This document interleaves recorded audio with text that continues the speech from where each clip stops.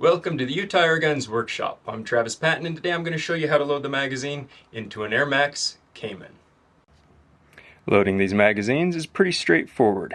I don't need to wind them to begin with. I just start with where we're at. I'm going to put my finger under that hole so it keeps the pellet from dropping through. And then I just move that over, load in my first pellet, and proceed to the next space.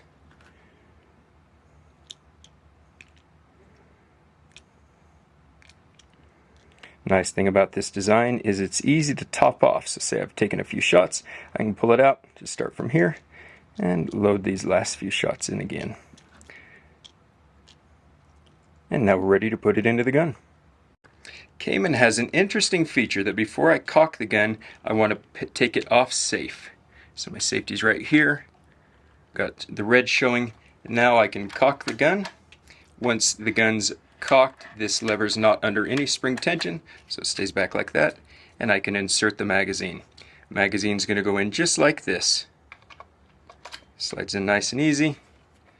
I close the bolt, and now we're ready to go. Now I can put it back on safe if I like.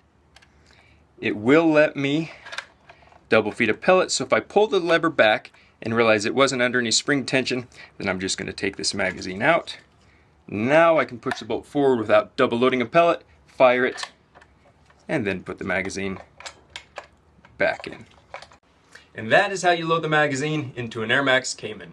Thanks for watching the Utah Airguns workshop. Like, subscribe. If you have any questions or comments, leave them in the section below. And thanks for watching.